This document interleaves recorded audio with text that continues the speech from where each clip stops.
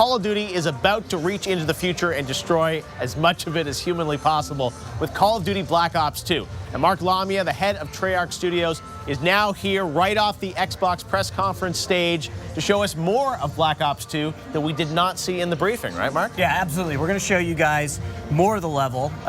You know, it was amazing to be out there on the stage with Xbox, but for you guys, we're going to give you some more. All right, well, let's take a look at Black Ops 2. Now, you guys announced this game about a month ago, and everyone knew you were making Black Ops 2, but the fact that this is set in futuristic Los Angeles, this level, I mean, it opens up the possibilities for you guys, right? With weaponry, absolutely. With lots of stuff, right? Yeah, you know what? Putting it in the future, just an entirely new set of weaponry, gameplay, mechanics.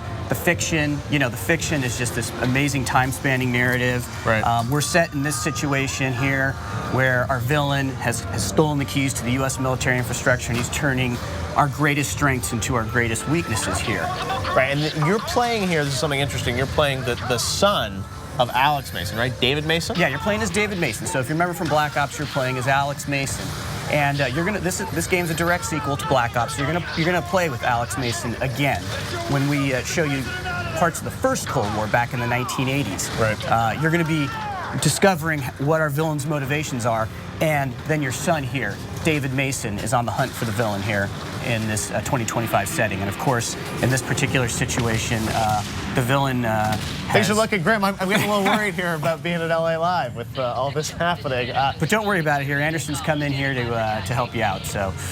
It's amazing what you guys have done, you know, really pushed, obviously, the limits of the technology. One of the great things about Black Ops 2 is that you guys are really pushing to innovate with the gameplay. I mean, you've said on the record you're going to have branching storylines. We'll see some moments here even where you can pick whether you snipe or rappel. I mean, you're trying to give people more options about how to play through the campaign, right? Yeah, absolutely. Look, I think one of the things that people love with Call of Duty is they love that cinematic and intense gameplay experience, and we just want to add more choice. So, for example, here, this is a very small example, but you know, this level will play differently whether you choose to snipe here or rappel down. In this case, the player's chosen to snipe here. So you've picked up a Sniper Storm, which is a futurized sniper rifle that has a couple pieces of technology on here that are from 2025. And when you zoom in here, yeah, no, absolutely. That technology right there.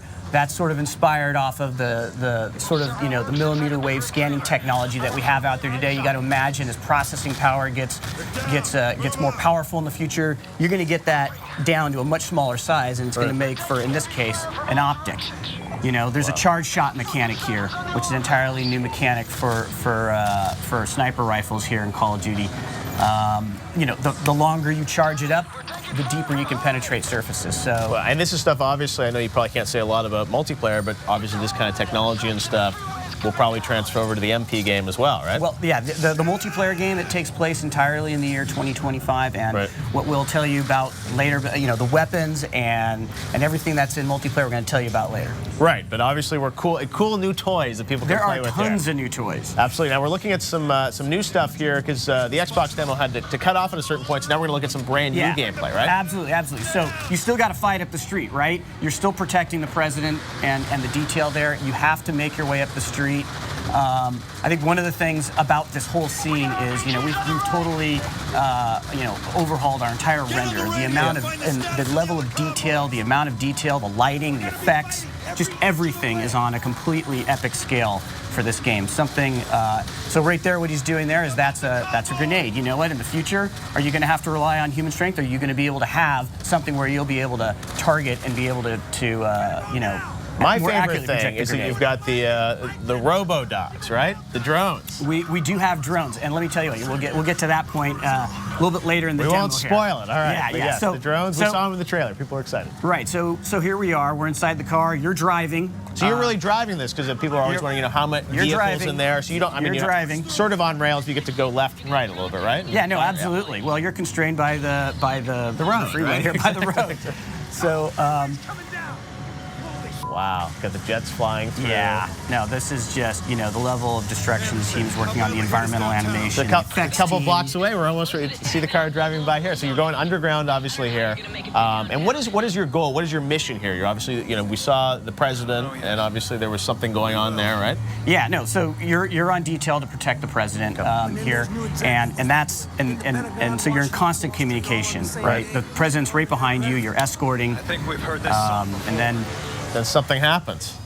You know, yeah, it was you're ambushed. You get ambushed, but that's not all, because this situation. level just continues. That's the right. Thing, when you first showed this to me, it's like 20 minutes of stuff. It just keeps going on and on, right? With all this action, all this gameplay. Yeah, so like right here, after you get hit, we're opening up, right?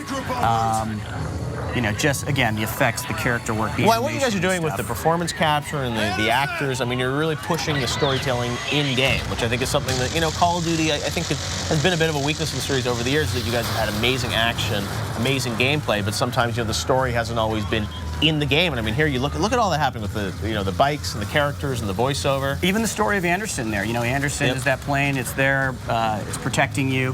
Of course, Harper here. We saw some performance capture. There we go. There you go. That's the Claw, the cognitive land assault weapon. So obviously an intense firefight going on here, getting out of that ambush.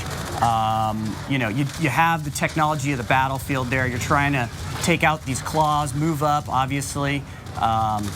But, you know, the level of detail the team is going into here, not only in the gameplay, but like you said, in the story and the characters. You know, we're working with David Goyer, who was also the writer on The Dark Knight to help help really create a compelling story and really bring to life these characters. That's right, and you got this villain, Menendez, you're talking about, right? Yep. He is.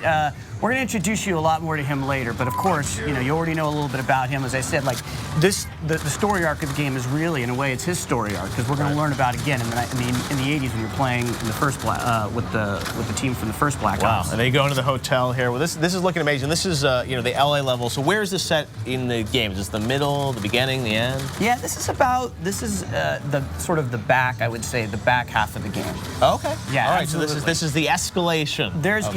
But like with Black Ops, just when you thought you knew everything and what was going on, we like to turn it. That's what we do with our story in Black Ops.